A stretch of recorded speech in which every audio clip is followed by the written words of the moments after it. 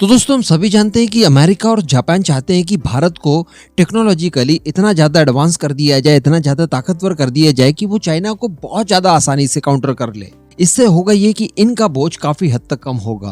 पूरी दुनिया ही एक्चुअली समझ चुकी है कि अगर चाइना को काउंटर करना है तो आपको भारत का सहयोग हर हाल में चाहिए।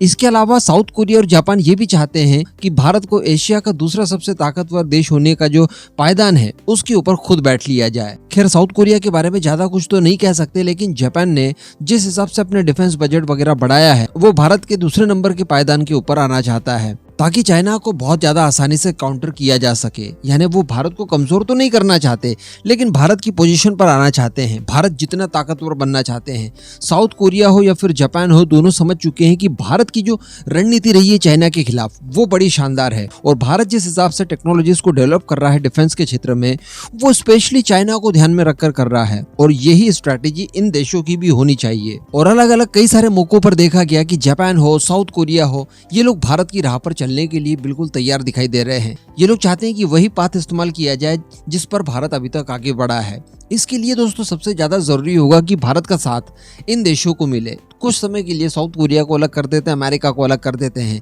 यहाँ पर स्पेशली बात करने वाले हैं हम लोग जापान को लेकर, क्योंकि जापान ने जिस हिसाब से भारत की राह पकड़ी है उसे देखकर लग रहा है कि यार बिल्कुल ये तो अब भारत के साथ कुछ भी करने के लिए तैयार है। जिस तरह से इजराइल या फिर रशिया भारत के साथ बहुत ज्यादा घनिष्ठता बढ़ा चुके हैं डिफेंस को लेकर, ठीक इसी तरह की चीजें अब जापान की तरफ से दिखाई दे रही हैं और जापान उसी तरह से इन्वॉल्व होना चाहता है भारत के साथ जिस तरह से इजराइल और रशिया वगैरह रहे हैं भारत के साथ। चलिए आगे हम लोग जानते हैं कि इस बार ऐसा क्या हुआ है। सारी चीजें हमारे सामने हैं, बस उन्हें केवल एक सूत्र में पिरोने की जरूरत है जिसको करने वाला हूं मैं। वीडियो को एकदम एंड तक देखते हुए चैनल को सब्सक्राइब जरूर कर दीजिएगा। तो यार हम लोग देख पा रहे हैं कि जापान और भारत के बीच में डिफेंस रिलेशनशिप को बहुत आगे बढ़ाया जा रहा है, खासकर जब से क्वाड का गठन हुआ है तब से। या यूं कहें कि क्वाड के गठन के बाद क्वाड को जब इंपॉर्टेंस मिलना शुरू हुआ उसके बाद से मैरीटाइम टेक्नोलॉजीज को लेकर पहले जापान और भारत के बीच में सहमतियां बनती है कि एक दूसरे की जरूरत के हिसाब से तकनीक और हथियारों का आदान प्रदान किया जाएगा। जो जापान को चाहिए वो भारत देगा, जो भारत को चाहिए वो जापान देगा। जबकि जापान किसी जमाने में ये सारे हथियार भारत को नहीं दिया करता था। स्पेशली वहां पर कानून हटाकर एक नया कानून बनाया गया जापान की तरफ से ताकि वो अपने लीथल वेपन्स भारत को सौंप सके। इसके अतिरिक्त हम लोग जापान की वायुसेना के ऊपर अगर फोकस करें इस समय तो उसके पास F-15 है, अमेरिकन है, उसके पास F-2 है। F-2 दरअसल F-16 ही है जो कि अमेरिका से लाइसेंस वेरिएंट के आधार पर जापान ने खुद बनाया है। उसमें कई सारे मॉडिफिकेशन किए हैं उसने अपनी जरूरत के अनुसार। इसके अलावा उसके पास F-35 भी है, लेकिन F-35 को लेकर जापान बिल्कुल भी खुश नहीं है और इसकी खबरें काफी समय पहले से आ रही है। इसी के साथ साथ जब जापान ने अपना 5th जनरेशन का एयरक्राफ्ट बनाने का सोचा, जो खुद के बूते वो बना रहा है, उसे भी वो बनाने के लिए F-35 से इतर जाना चाहता है और वो F-22 टाइप का कोई फाइटर जेट बनाना चाहता है। इसके अतिरिक्त जापान यूके के साथ मिलकर टेम्पेस्ट परियोजना में भी जुड़ा हुआ है और 6th जनरेशन का एयरक्राफ्ट बना रहा है। कहने का मतलब उसके पास एक अच्छी खासी फाइटर जेट की श्रृंखलाएं मौजूद हैं, यानी नॉन स्टेल्थ से लेकर स्टेल्थ और स्टेल्थ में भी 6th जनरेशन तक वो बड़ी आसानी से हासिल कर लेगा। लेकिन इसके बाद भी जापान को भरोसा है भारत के ऊपर। जी हाँ, वो आपको अभी समझ में आ जाएगा कि ऐसा मैं क्यों कह रहा हूँ। दरअसल जापान के जो एम्बेसडर हैं भारत में, उनकी तरफ से कुछ बयान आए हैं।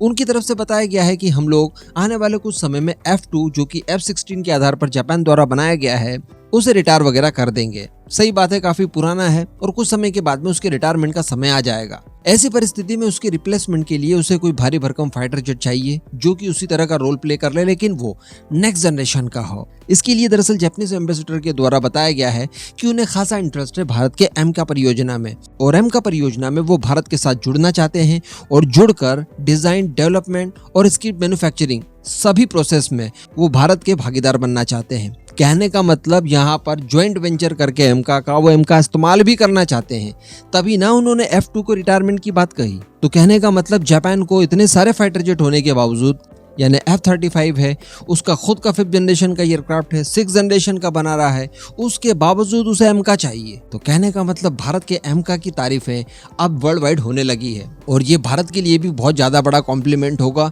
कि इतनी बड़ी परियोजना को जापान जो कि टेक्नोलॉजी किंग है वो सराह रहा है। इसी के साथ साथ आगे उन्होंने नेवी के बारे में फिर से चर्चा की। उन्होंने कहा कि हम लोग जब भारत के साथ मिलकर कई सारे वॉरशिप के ऊपर एक साथ काम करना चाहते हैं, टेक्नोलॉजीज का आदान प्रदान करना चाहते हैं और सबमरीन को लेकर भी भारत के साथ काम करना चाहते हैं।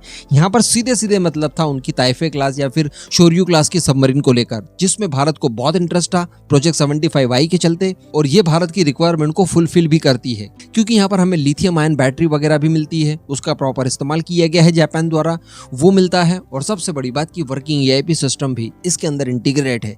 हालांकि थोड़ा सा लेट ये लोग जरूर हो गए, क्योंकि अब DRDO के ही AIP सिस्टम के ऊपर ज्यादा जिम्मेदारी हम लोग देने वाले हैं। तो खैर अब सबमरीन वगैरह की डील वगैरह होगी या नहीं होगी, लेकिन जापान चाहता है कि भारत के एमका के साथ जुड़ा जाए। हालांकि यहाँ पर एक बार पहले भी इस तरह का ऑफर आया था, उस समय यूके भी शामिल था और यूके जापान मिलकर वो लोग चाहते थे कि एमका परियोजना को भी मर्ज कर दिया जाए उनकी टेम्पस परियोजना में, जो कि 6th जनरेशन के लिए होगा।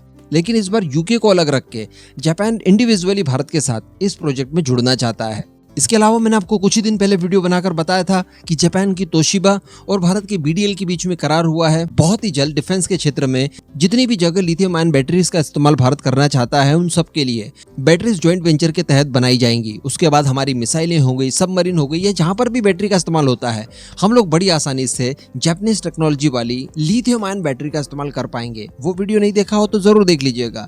बाकी इस पूरे मुद्दे पर आपका जो भी मानना हो नीचे कमेंट करके जरूर बताइएगा।